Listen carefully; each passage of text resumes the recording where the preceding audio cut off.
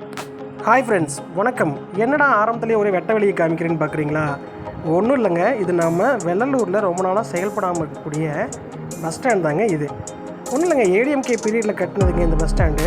குறைஞ்சது ஒரு 3000 கோடி 2000 கோடின்னு நம்ம ஒதுக்கீடில் இந்த பஸ் ஸ்டாண்டுக்கு மட்டுமே கிட்டத்தட்ட ஒரு 350 கோடி ஒதுக்கியிருக்காங்க. இவ்வளோ வெட்ட வெளியாக இருக்கே, இன்னும் என்னடா வண்டியெல்லாம் காணான்னு பார்க்குறீங்களா? ஒன்றும் இல்லைங்க, ரொம்ப நாளாக செயல்படாமல் தான் இருக்குது. ஏடிஎம்கே பீரியடில் கட்டினதுன்னு சொல்கிறாங்க, ஆனால் டிஎம்கே வந்ததுக்கப்புறம் ஓப்பன் பண்ணலை அப்படின்னு சொல்கிறாங்கங்க. அரசியல் வேண்டாம் அமைச்சரே அப்படின்னு நீங்கள் சொல்கிறது எனக்கு புரியுதுங்க. இருந்தாலும் அரசியல் இல்லாமல் நம்ம இல்லைங்க. பாருங்களேன், இவ்வளோ நீட்டாக மக்களோட வரி பணத்தில் இவ்வளோ செலவு பண்ணி இவ்வளோ எக்ஸ்பென்சிவாக கட்டியிருக்காங்க. ஆனால் டில் இது அங்கங்கே குட்டி பசங்க விளையாடுறதுக்கும் பெரியவங்க வாக்கிங் போகிறதுக்கும் பெரியவங்க வண்டி ஓட்டி பழகிறதுக்குமா தான் யூஸ் பண்ணுறாங்கங்க.